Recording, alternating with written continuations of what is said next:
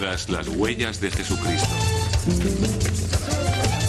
El camino de la cruz.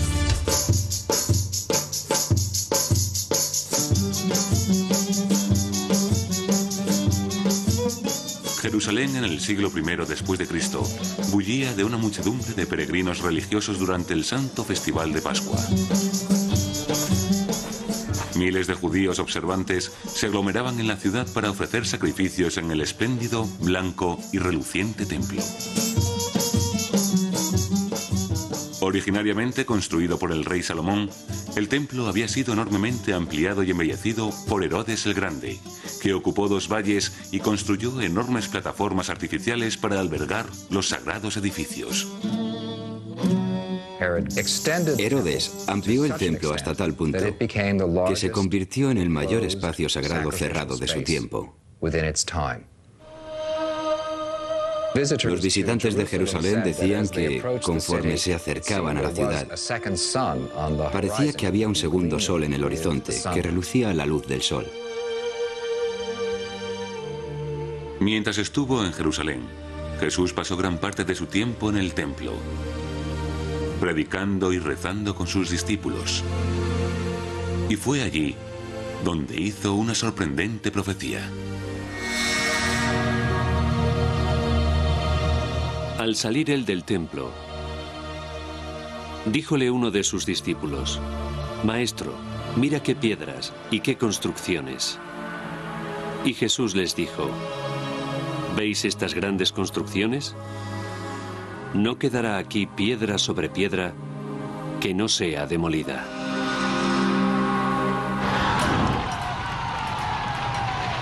Tal como predijo Jesús, en el año 70 después de Cristo, menos de 40 años después de su muerte, los soldados romanos incendiaron Jerusalén y derribaron el templo de Herodes. Luego, las fuerzas islámicas invadieron la ciudad en el 638 y construyeron las espléndidas Cúpula de la Roca y Mezquita al-Aqsa sobre el monte del templo, sellando bajo sus cimientos cualquier resto del templo que Jesús conoció. No hay pruebas visibles del templo de Herodes porque los romanos lo desmantelaron. Y en el lugar donde estuvo el templo ahora tenemos la Cúpula de la Roca. A menos que el edificio sea eliminado, no hay forma de averiguar dónde estaba el templo. Pero algunos seductores indicios lograron perdurar. En 1838, el especialista en textos bíblicos, Edward Robinson, identificó una extraña obra de mampostería que sobresalía como parte de un arco del templo de Herodes. Los aventureros británicos James Barclay y Charles Wilson identificaron más elementos arquitectónicos incongruentes en años siguientes.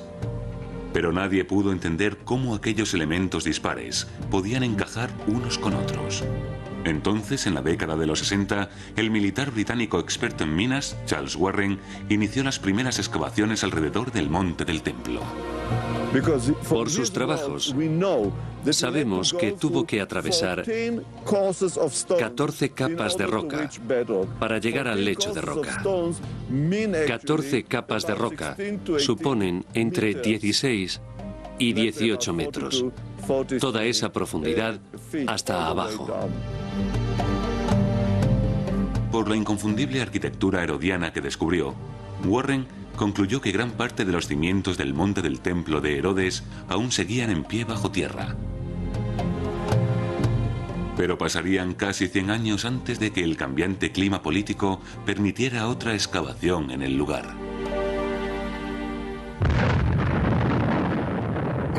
En 1967 se inició la Guerra de los 6 días y entonces los israelíes controlaron la ciudad antigua. Querían explorar el monte del templo y la zona de alrededor. Aprovechando este acceso sin precedentes, un equipo de arqueólogos empezó a excavar debajo del muro occidental del monte del templo.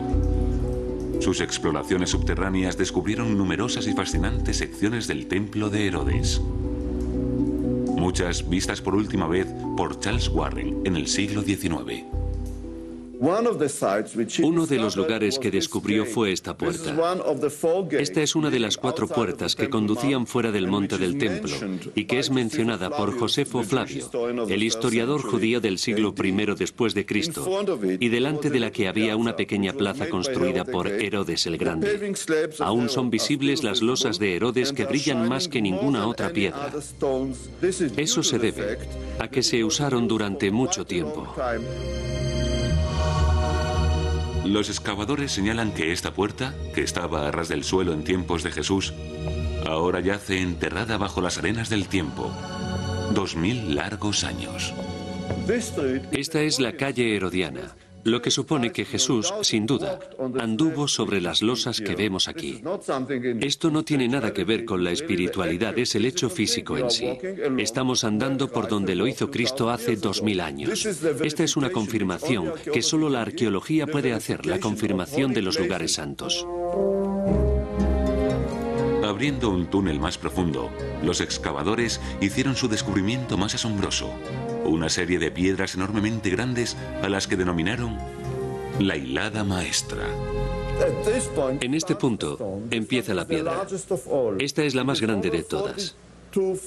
Mide más de 12 metros de largo. Y podemos andar y andar todo el tiempo. Se puede andar por ella todo el tiempo. Yo lo estoy haciendo. A lo largo de una misma piedra. Es emocionante pensar que andamos todo el tiempo a lo largo de una sola piedra. Justo hasta aquí. En este punto termina esta enorme piedra, tras recorrer más de 12 metros. Tiene 4 metros de ancho y 3 metros de altura. El peso de esta piedra debe rozar las 600 toneladas métricas. Pero ¿extrajeron los constructores de Herodes estas 4 enormes piedras y las colocaron en este lugar exacto? Lo hicieron porque sirven de contrafuerte a la bóveda dentro del monte del templo. No se usaron piedras tan enormes en ninguna otra parte, así que debió tener una razón muy poderosa para invertir todo ese trabajo en poner estas 4 piedras juntas. Mientras el equipo de Bach trabajaba bajo tierra, otro grupo de arqueólogos excavaba meticulosamente a ras de suelo alrededor del monte del templo. En 1967, el profesor Benjamin Mazar fue puesto al frente de las excavaciones al sur y el oeste del monte del templo. Dependiendo en alto grado de la información de Warren, empezó a abrir plazas y finalmente descubrió un complejo de calles alrededor del monte del templo y enormes escalinatas en el sur que conducían a las 2 puertas.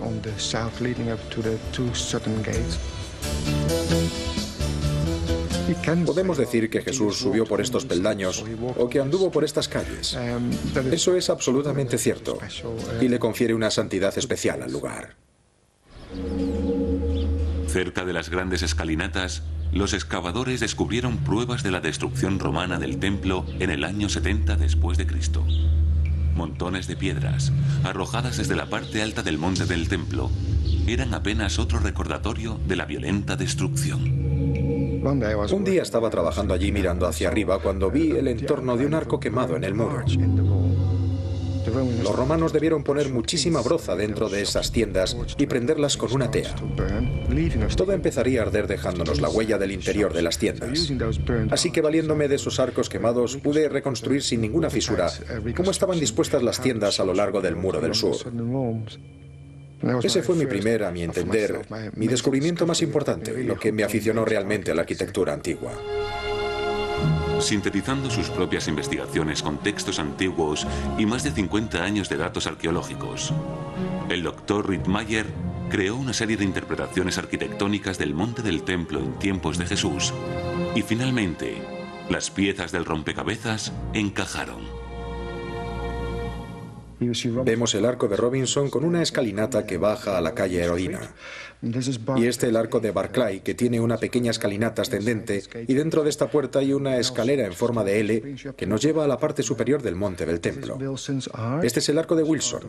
Forma parte de un puente que cruza el valle Tiropeán e iba directo hasta la ciudad alta donde solían vivir todos los sacerdotes.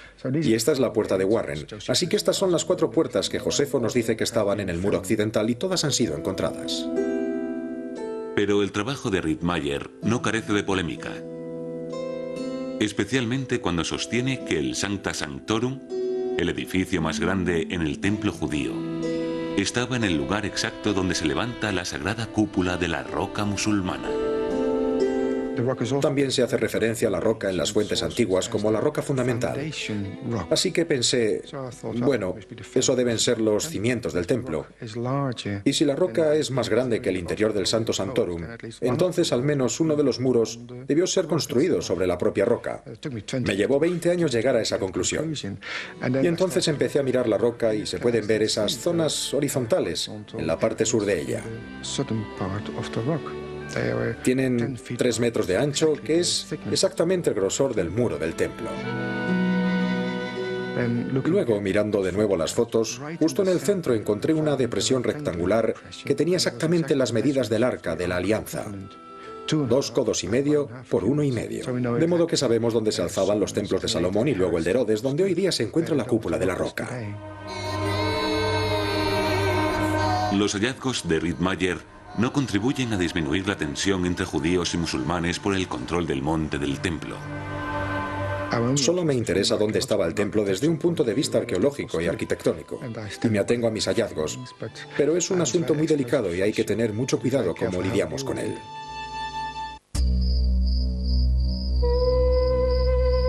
La noche antes de morir, las Escrituras nos dicen que Jesús compartió la cena de Pascua, o Seder, con sus discípulos.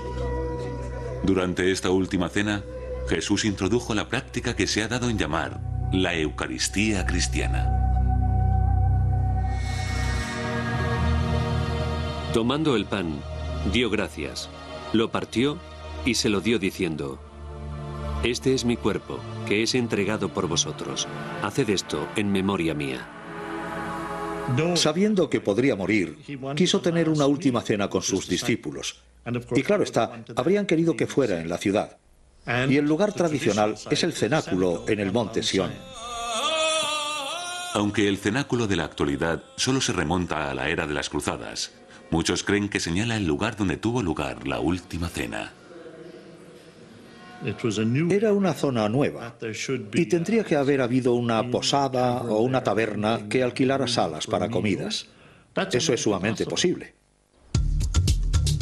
Luego, en 1951, Jacob Pinkerfeld excavó alrededor de los cimientos del edificio del cenáculo y descubrió grandes sillares que identificó como pertenecientes a una sinagoga herodiana del siglo I. Pero estudios posteriores de un grupo de arqueólogos franciscanos llevaron a la sorprendente conclusión de que en realidad era la primera casa-iglesia judeocristiana de Jerusalén y el lugar de la Santa Cena. Pero algunos especialistas criticaron sus conclusiones. La gente dice que es herodiana porque tiene bloques herodianos en los muros. Sin embargo, esos bloques herodianos son reutilizados. No tienen ni el mismo tamaño ni la misma forma. Están rayados, cortados en las esquinas. Son, a todas luces, reutilizados en un muro bizantino. Así que no creo que haya pruebas arqueológicas de que el actual cenáculo esté en el lugar donde se celebró la última cena. Pero si Jesús no celebró la última cena en el lugar donde está el cenáculo, ¿dónde tuvo lugar la cena? Sorprendentemente, algunos eruditos ahora creen que la respuesta a esa pregunta es en ninguna parte. Afirman que el hecho nunca tuvo lugar. Creo que pasó después de Jesús. No creo que él institucionalizara la última cena. Cuando la última cena fue creada por la iglesia de los primeros cristianos, unió la vida, el pan y el vino, y la muerte, cuerpo y sangre, en una institución. Yo personalmente creo que la institución es totalmente correcta, pero no creo que fuera hecha por Jesús. Otros eruditos discrepan con vehemencia. No creo que eso sea cierto en absoluto. Desde luego no hay ninguna prueba negativa que desmienta la última cena. No creo que hubiera otro maestro en el periodo del Nuevo Testamento con la suficiente influencia para darle a la cristiandad su principal cena ritual, excepto Jesús. Al este de Jerusalén se recorta la oscura silueta del Monte de los Olivos. En el siglo I después de Cristo, el monte estaba cubierto de olivares, donde los evangelios nos dicen que Jesús y sus seguidores fueron tras su última cena juntos. Cuando los peregrinos iban a Jerusalén, la población de la ciudad se triplicaba. Pasaba de 50.000 a 150.000. Eso suponía que el espacio en la ciudad escaseaba. Los precios se ponían por las nubes y obreros pobres como Jesús de Nazaret no podían permitirse quedarse en la ciudad. Y por eso va y viene con regularidad al Monte de los Olivos. Desde la ciudad hay unas antiguas escalinatas que llevan al Monte de los Olivos. Usadas constantemente durante más de 2000 años, es probable que Jesús subiera por estos mismos peldaños por última vez en esa fatídica noche. Entonces vino Jesús con ellos a un lugar llamado Getsemaní y les dijo: «Sentaos aquí mientras yo voy a orar». Y tomando a Pedro y los dos hijos de Zebedeo, comenzó a entristecerse y a angustiarse. Los especialistas coinciden en que los hechos que envuelven la agonía en el jardín de Jesús y su posterior detención tuvieron lugar en el Monte de los Olivos, pero donde exactamente ha sido durante mucho tiempo objeto de debate. La Iglesia de todas las naciones conserva una gran piedra considerada como el lugar donde Jesús hizo sus urgentes oraciones. Y un olivar cercano a menudo es señalado como el jardín de Getsemaní, donde Jesús fue detenido. Sin embargo, Joan Taylor cree que esta última tradición se basa en una mala interpretación de los evangelios. La idea de que Getsemaní era un jardín proviene de una refundición de dos tradiciones. Hay un jardín en el Evangelio de Juan, pero no hay un lugar llamado Getsemaní. Hay un lugar llamado Getsemaní en el Evangelio de Marcos, pero no hay un jardín. Y así lo que pasa en la tradición cristiana es que tienes jardín en Juan, Getsemaní en los evangelios sinópticos de Marcos, Mateo y Lucas. Lo juntas y tienes jardín de Getsemaní. Puesto que la tradición que rodea a ese jardín solo se remonta a la Edad Media, la doctora Taylor propone que sería un mejor argumento proponer que la gruta de Getsemaní es el auténtico lugar de la detención de Jesús. En esa época del año, en primavera, hace mucho frío en Jerusalén, así que es muy poco probable que se durmieran al pie de unos olivos. Por eso creo que estaban en una especie de refugio. Se podría decir que estaban en una tienda, pero bueno, Getsemaní significa prensa de aceite. Así que, ¿por qué no estaban en una prensa de aceite? Habría sido de lo más normal que la gente acampara en esa cueva que no se estaba usando para prensar en ese momento.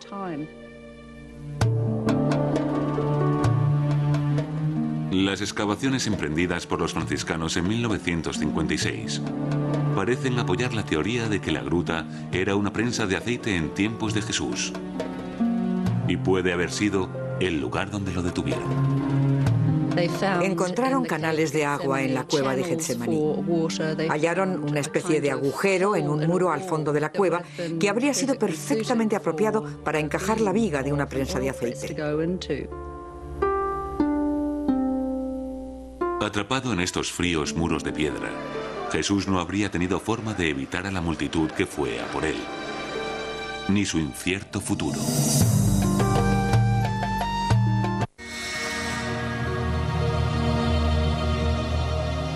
Los que prendieron a Jesús le llevaron a casa de Caifás, el pontífice. Los príncipes de los sacerdotes y todo el Sanedrín buscaban falsos testimonios contra Jesús para condenarle a muerte. En la actualidad, varios lugares en Jerusalén reclaman ser el lugar donde se alzaba la casa del sumo sacerdote, Caifás, donde se dice que tuvo lugar el juicio de Jesús. El más famoso es la iglesia de San Pedro, in Gallicantu, que alberga espléndidos sótanos de piedra que fueron supuestamente la prisión en la que Caifás recluyó a Jesús. Pero es una afirmación que ahora muchos eruditos creen falsa. Pedro in Gallicantu era la casa de una persona bastante acomodada en el siglo I, pero no creo ni por un momento que fuera la casa del sumo sacerdote. El sumo sacerdote era el equivalente de un primer ministro de hoy en día, en una zona aquejada de problemas. Y quien ponga su palacio a mitad de camino de una colina es tonto, para expresarlo con cortesía. Cualquiera que estuviera más arriba podría tirarle piedras, por ejemplo. Una casa más apropiada para un sumo sacerdote del siglo I podría ser la mansión palaciega, que está sobre una colina desde la que se domina el monte del templo. Sin duda este es el lugar. Esta es una vida de élite para gente de élite que en esa época era la clase sacerdotal. Excavada por Naaman Abigat en los años 70, la mansión palaciega nos ofrece una ventana virtual al opulento estilo de vida de los sumos sacerdotes en tiempos de Jesús. Me encuentro junto a un mosaico que cubre el suelo de esta habitación. Estos diseños geométricos eran típicos del llamado arte judío de la época. La ley ritual judía no permite la representación de objetos figurativos. No puede haber ni animales ni nada que sea creado por Dios. Lo que mostrarían serían simples diseños geométricos, pero hermosos ejemplos, sin duda, del arte de la época. Los excavadores se maravillan de los singulares detalles que se encuentran en toda la mansión palaciega, que dan fe del rango sacerdotal de sus antiguos moradores. Es la mansión más grande jamás encontrada en toda la tierra de Israel. Pero lo que la hace tan especial es que hay 4 mikvaos dentro del propio edificio. Eso es muy inusual. A lo sumo se encuentra un mikvao en un edificio. Ahora entramos en uno de los mikvahot, uno de los baños rituales que fueron uno de los rasgos distintivos de esta casa. Este es el más grande de la casa. Hemos llegado a una de las entradas y esto es muy importante. Hay 2 entradas a este baño que permite bajar a los impuros a la piscina y salir a los puros por el baño. Y eso le facilitaría su uso a los sacerdotes que trabajaban a diario en el templo. Aunque la mansión palaciega ofrece una inestimable crónica de la vida de las clases altas en tiempos de Jesús, los investigadores aún se preguntan si es esta realmente la casa de Caifás. Probablemente es una mansión que perteneció a la familia de uno de los sumos sacerdotes, posiblemente a la familia de Caifás. Pero cerca de aquí se encontró una casa, tal vez dependencias del servicio, en la que se encontró el nombre Catros, inscrito en una piedra. Es el nombre de otra familia de la clase sacerdotal. Y si esas son dependencias del servicio, a solo un paso de la mansión, entonces tal vez la familia de Catros, no la de Caifás, ni la de Anás, ni la de ninguna otra persona, vivía en esa mansión. Con mucho, la posibilidad más fascinante para la auténtica localización de la casa de Caifás se puede encontrar a la sombra de la iglesia de la Dormición. Las ruinas excavadas en los años 70 parecen ser las que más se ajustan a la localización de la casa de Caifás descrita en textos antiguos. Pero el lugar también contiene obras de arte sorprendentemente poco sacerdotales. Las excavaciones de los años 70 dirigidas por Mighen Bashi desenterraron estas maravillosas casas llenas de frescos.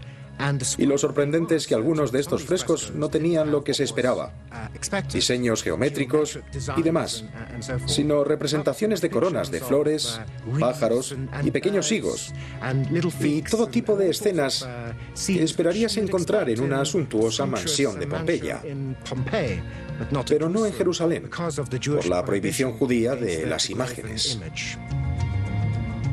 Pero ¿quién podría ser tan descarado para hacer alarde de imágenes? O bien estamos tratando con aristócratas que se adaptaban al modo de vida extranjero, o lo hacemos con un sacerdote que tenía ideas distintas. Pero esto solo son meras conjeturas, porque no tenemos pruebas que relacionen estas estructuras con la casa tradicional de Caifás.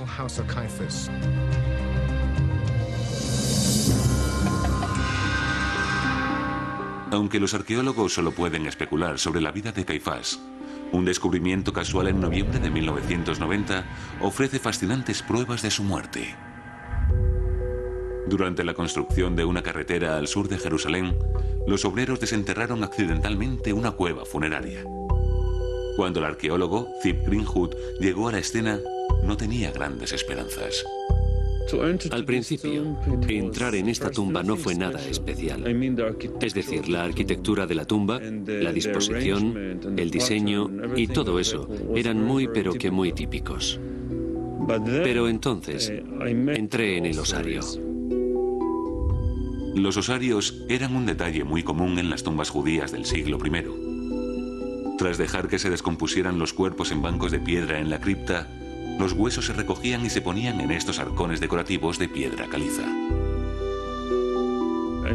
Encontré los osarios y vi que estaban inscritos. Y ese es un fenómeno inusual. Me llevó otra semana o 10 días limpiarlos e intentar descifrar qué estaba pasando. Y de pronto lo desciframos y vimos que era el nombre de José, el hijo de Caifás. José, claro está, no es un nombre poco común, pero Caifás es un nombre sumamente raro. Y de hecho, la única persona que conocemos con ese nombre hacia este periodo es mencionada en los Evangelios como participante en el juicio y crucifixión de Jesús. Dentro del osario común, Greenwood descubrió los huesos de 6 individuos, incluyendo los de un hombre de casi 60 años. ¿Podría contener este osario los restos del sumo sacerdote Caifás? Al final, la edad de uno de los esqueletos en la caja concuerda con la de Caifás. Así que yo entendería que eso quiere decir que es muy probable que estemos tratando con el osario de Caifás. Pero no todos están de acuerdo. Las inscripciones están toscamente escritas en alfabeto hebraico antiguo, dejándolas abiertas a otras interpretaciones. Hay quienes piensan que es Caifa, y si es así, entonces probablemente sea Caifás. Sin embargo, el apellido tal vez no deba pronunciarse Caifa. Puede que sea Cofa o Cufas. Luego, puede que no tengamos el osario del sumo sacerdote. El motivo por el que también tengo dudas sobre eso es que la cripta en la que fue encontrado no era muy ornamental, y esperaríamos que la cripta de la familia de un sumo sacerdote estuviera muy adornada. Aunque Greenwood admite que esta aparente contradicción también le preocupa, se atiene a los resultados de su excavación. No hay pruebas finales. La polémica continuará, pero así es la ciencia. No pasa nada. Vuelvo a insistir en que estoy absolutamente seguro de que ese es el nombre. Tras haber determinado que Jesús debía ser condenado a muerte, Caifás lo entregó a Poncio Pilato para su ejecución. Pese a su importancia en los relatos de los evangelios, se sabía muy poco de Poncio Pilato fuera de los textos bíblicos. Eso cambió en 1961, cuando arqueólogos italianos que trabajaban en Cesarea Marítima descubrieron una inscripción en piedra que ponía: Poncio Pilato, prefecto de Judea. Aunque pequeña, la inscripción tuvo enorme repercusión. Esta es la primera vez que tenemos el nombre Poncio Pilato y la única en la que hemos tenido ese nombre en una inscripción que date de esa época. Lo más importante acerca de esto es que había objeciones en el campo académico sobre su título. ¿Era prefecto o procurador? Y la inscripción resolvió ese problema. Era efectivamente prefecto, lo que le daba más poder que a un procurador. Como prefecto, podía condenar a muerte a personas, como hizo con Jesús. Los evangelios nos dicen que Jesús compareció ante Pilato en su pretorium o cuartel general. Durante el transcurso de la historia cristiana, ese pretorium llegó a estar asociado con la fortaleza Antonia. Así llamada por Marco Antonio, la fortaleza de 4 torres se erigía sobre una colina desde la que se dominaba el monte del templo antes de que fuera destruido por los romanos en el año 70 después de Cristo. Durante siglos, los únicos restos del pretorium de Pilato que se creía que existían era un arco llamado Ecce Homo. El arco del Ecce Homo fue asociado con la pasión de Jesús hacia los siglos XIV o XV. Ecce homo significa «he aquí el hombre». Y así, el Ecce homo se convirtió en el lugar donde Jesús fue juzgado por Pilato. En 1857, el padre Mary Alphonse Ratisbonne compró la zona alrededor del arco del Ecce homo y empezó a construir un convento para las hermanas de Sion. Dentro del edificio encontraron un amplio pavimento que fue identificado de inmediato por el excavador como el Litóstrotos, que se menciona en los Evangelios, donde se juzgó a Jesús, y que tiene tanta importancia que aparece tanto en griego, litástrata, como en hebreo, Gábata. Al limpiar el pavimento, los obreros encontraron tableros de juego de extraños trazos y columnas caídas. El padre Ratisbonne se convenció de que había descubierto el patio interior pavimentado de la fortaleza Antonia, donde Pilato dictó la sentencia final de Jesús. El descubrimiento convirtió en el acto al convento de las Hermanas de Sion en una de las paradas más importantes para los peregrinos cristianos de visita en Jerusalén. Luego, a finales de los años 60, nuevos estudios del arqueólogo padre Pierre Benoit plantearon algunas preguntas inquietantes sobre el arco del Ecce homo. Cuando Pierre Benoit estudió el arco, discrepó de que fuera la entrada de la fortaleza Antonia. Sostuvo con mucha convicción que era un arco triunfal del siglo II después de Cristo, que había sido erigido por el emperador Adriano cuando destruyó Jerusalén y en su lugar levantó la ciudad romana de Aelia Capitolina. Muchos indicios contenidos en el arco parecían confirmar la nueva datación del padre Benoit. Lo que queda del arco es mucho. En primer lugar podemos ver el arco principal, y los arcos triunfales típicos del siglo II después de Cristo siempre tienen tres puertas. Dos puertas pequeñas que flanquean una grande. Aquí podemos ver la grande, que continúa hacia el interior del monasterio de las Hermanas de Sion, y también uno de los arcos más pequeños. Podemos ver que cuando se construyó el monasterio de las Hermanas de Sion, pusieron aquí la inscripción Vía Dolorosa, y cuando pasamos al otro lado, desde aquí podemos ver la cara bonita del arco y dos piedras sobre él que son romanas originales. En la de la izquierda, la que está más cerca del monasterio, aún podemos ver algunas letras que indican la fecha, que es finales del siglo II después de Cristo. En los años que siguieron, un estudio más riguroso del famoso arco contribuyó a aclarar aún más su edad y su función. Yves Brun reconoció que este no era un arco triunfal, sino que era más probable que fuera una puerta de la ciudad del siglo I. De modo que ahora se cree que se trata de una puerta en la llamada Tercera Muralla de Jerusalén, que fue levantada hacia el año 40 o 41 después de Cristo, unos 10 años después de la Pasión.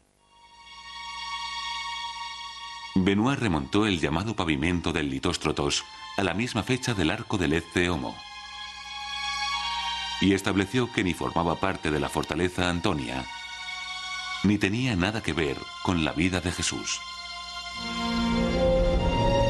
Para los fieles cristianos, las revelaciones de Benoit fueron un duro golpe, pero demostraron ser apenas el comienzo.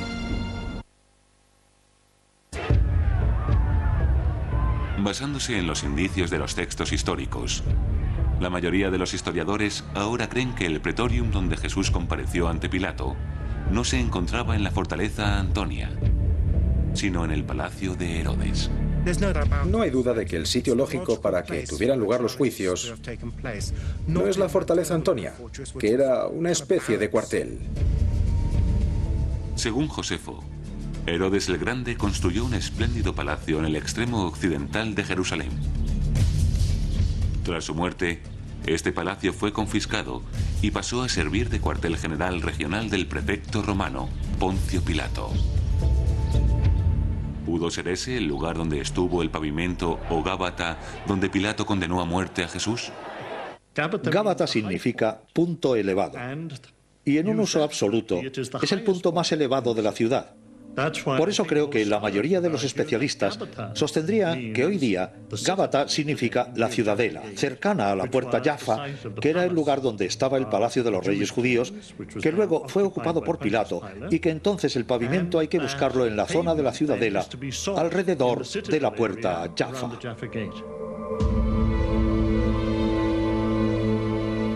Sin embargo, para los investigadores que esperan seguir las huellas de Jesús, el palacio de Herodes demostró ser tan difícil de encontrar como la fortaleza Antonia. El lugar que ocupaba el palacio de Herodes estaba cubierto por el enorme fuerte musulmán conocido como la Ciudadela. ¿Cómo esperan encontrar los excavadores restos del palacio cuando se encuentra debajo de la Ciudadela? Sorprendentemente, la respuesta resultó estar justo ante sus propios ojos. En 1894, arqueólogos británicos excavaron alrededor de los cimientos de la ciudadela y establecieron que estaba construida sobre restos más antiguos. En una nueva excavación en la misma zona, en 1934, N.C. Jones hizo el asombroso descubrimiento de que la ciudadela no solo estaba sobre estructuras más antiguas, sino que parte de ella se componía de ruinas antiguas. Un detalle singular que aún puede verse hoy día. Detrás de mí tenemos uno de los grandes ejemplos de la arquitectura herodiana que quedan en la ciudad. Esta es una de las torres que fueron construidas por Herodes en la ciudad de Jerusalén. Sabemos nuevamente, por Josefo Flavio, que en la ciudad de Jerusalén había 3 grandes torres. Más tarde, esas torres fueron incorporadas a edificios posteriores para incluir toda la zona de la ciudadela. La identificación de las torres herodianas proporcionó un importante indicio en la búsqueda del palacio del rey. El palacio de Herodes estaba junto a las 3 torres. Esas 3 torres se encuentran en el lugar que ahora ocupa la ciudadela de Jerusalén. Nos encontramos justo al lado de ese lugar. En 2001, John Seligman, de la Autoridad de Antigüedades de Israel, dio a conocer por primera vez los resultados de una asombrosa y nueva excavación. Abriendo un túnel bajo una antigua prisión otomana, los excavadores finalmente desenterraron pruebas del gran palacio de Herodes el Grande. Ahora nos encontramos sobre una excavación reciente que estamos dirigiendo, en la que se han hecho hallazgos que creemos que se remontan a esa época. Este gran muro junto al cual me encuentro forma parte de las terrazas que Herodes construyó aquí, en el lugar que ocuparía su palacio. Uno de los rasgos distintivos más importantes del trabajo de Herodes fue la construcción de amplias plataformas sobre las que construir sus palacios.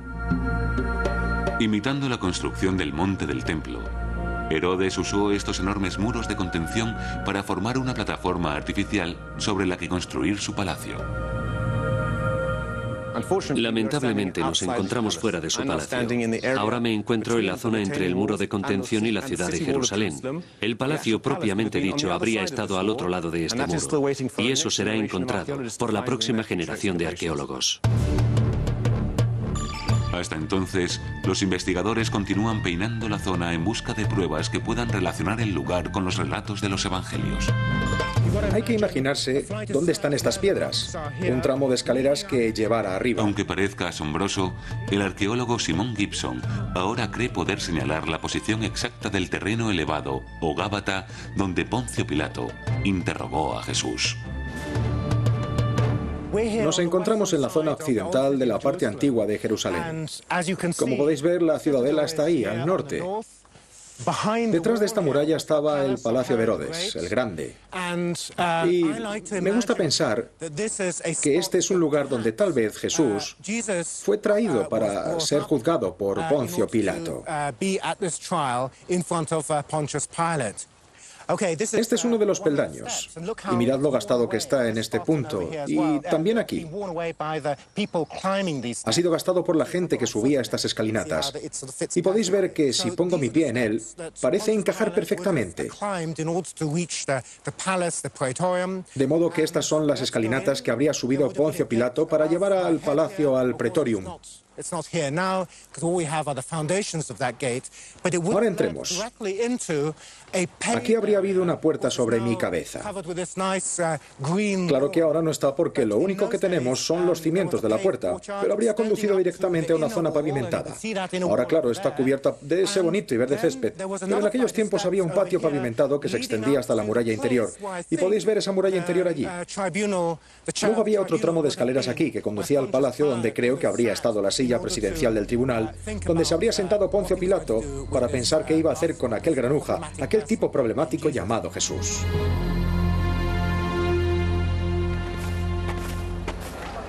Todos los viernes por la tarde, los peregrinos cristianos toman parte en el Camino de la Cruz, o Vía Dolorosa, que conmemora el viaje final de Jesús, desde el lugar tradicional del Pretorium al Gólgota, donde fue crucificado. A la luz de descubrimientos arqueológicos recientes, hay quienes empiezan a cuestionarse la exactitud de la ruta. No se puede afirmar bajo ningún concepto que la Vía Dolorosa actual sea histórica. Empieza desde el punto equivocado y, claro, una serie de episodios de la Vía Dolorosa no se basan en el Nuevo Testamento, como el de Verónica secándole la cara, por ejemplo. Fueron una elaboración de la devoción popular en la que la certeza histórica no tiene cabida.